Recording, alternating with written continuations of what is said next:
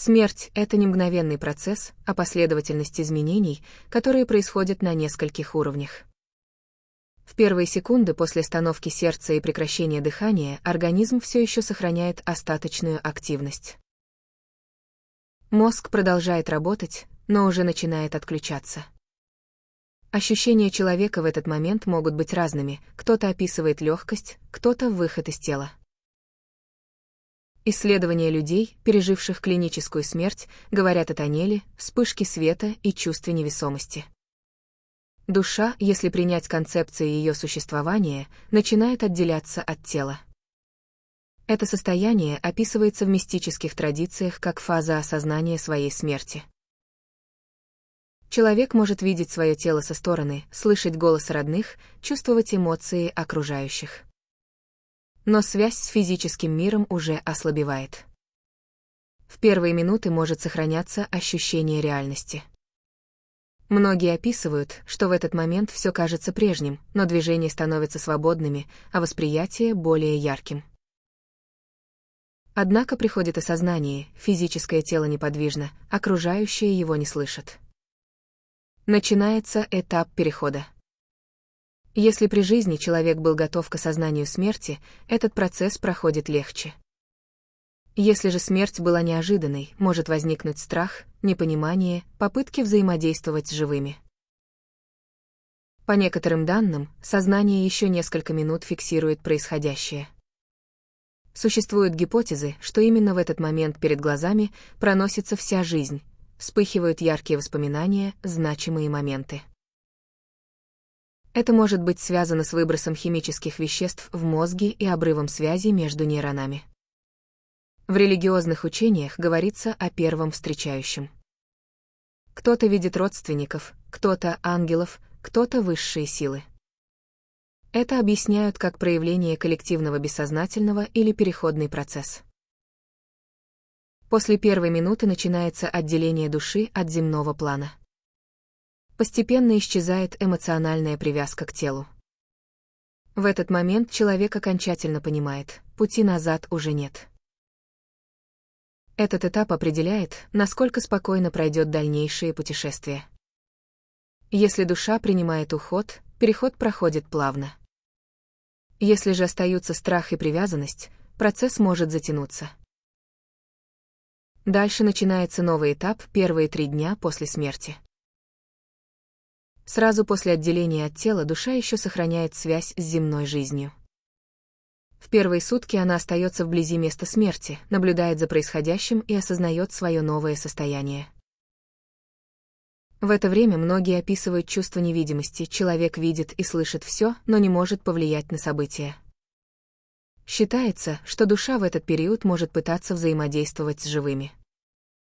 Нередки случаи, когда близкие ощущают присутствие, слышат шаги, чувствуют неожиданные порывы воздуха. Это объясняют тем, что душа еще привязана к земному миру и стремится выразить эмоции.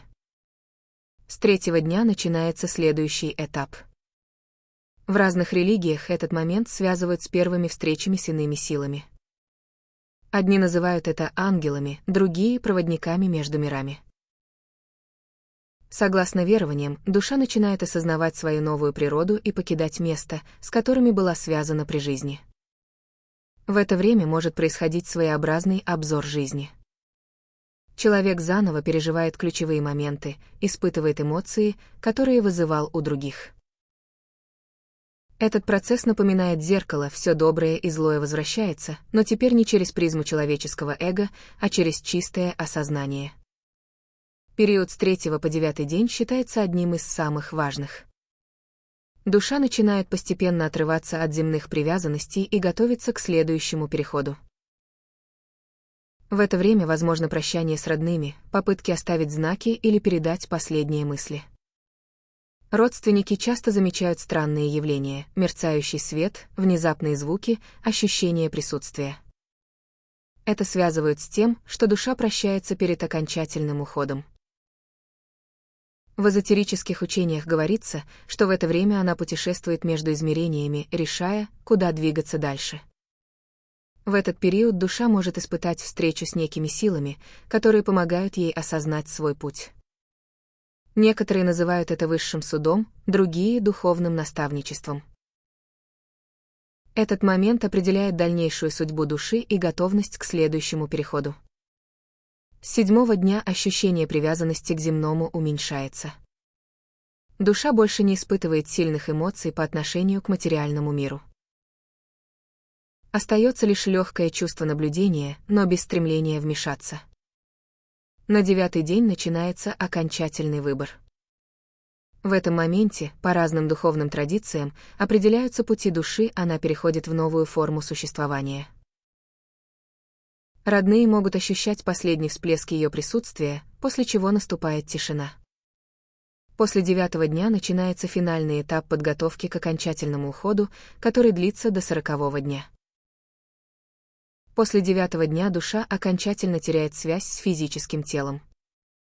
Все ощущения, эмоции и привязанности начинают угасать, и наступает период подготовки к следующему этапу существования.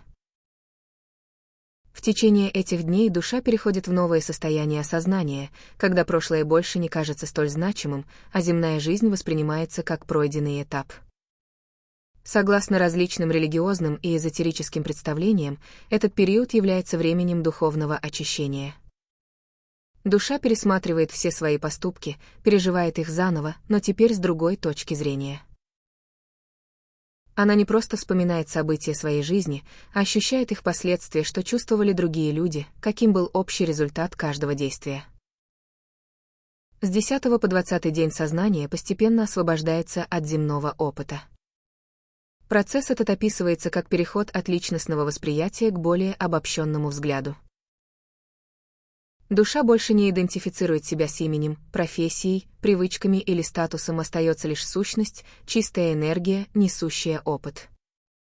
В эзотерических традициях этот этап называют испытанием зеркала. Душа видит свое отражение не физическое, а духовное, состоящее из всех ее поступков и мыслей. В этот момент становится ясно, каким был человек в своей глубинной сути.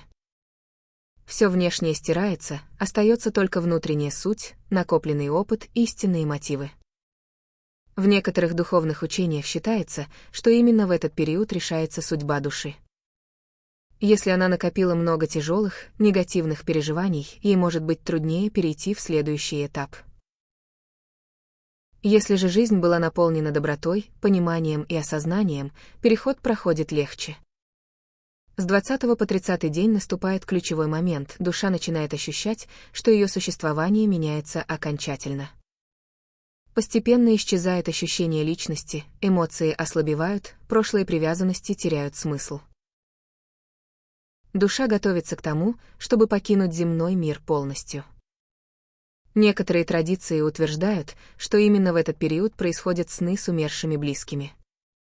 Это связано с тем, что душа перед окончательным переходом может появляться в сознании живых, передавая последние мысли или знаки. Эти сны могут быть особыми, наполненными ощущением реальности, теплыми или, наоборот, тревожными в зависимости от того, каким был сам человек. С 30 по 39 день сознание полностью отделяется от земных процессов. Душа больше не ощущает себя частью материального мира, и ее восприятие становится другим. Считается, что в это время душа окончательно принимает свою судьбу и переходит на новый уровень существования.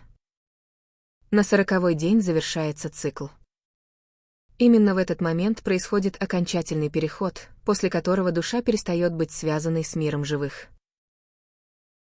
В этот день традиционно проводятся прощальные ритуалы, молитвы, воспоминания. Считается, что это помогает душе завершить ее путь и спокойно перейти дальше. С духовной точки зрения, 40-й день — это момент окончательного выбора. Душа либо переходит в новое состояние, либо готовится к новому воплощению, если принять концепцию реинкарнации. После 40-го дня связь с земным миром окончательно теряется. Душа перестает воспринимать мир так, как при жизни, и полностью погружается в новую реальность. С этого момента ее путь больше не связан с земными событиями, она завершает одну главу и открывает новую, которую уже невозможно постичь человеческим разумом. После 40-го дня душа окончательно теряет связь с миром живых.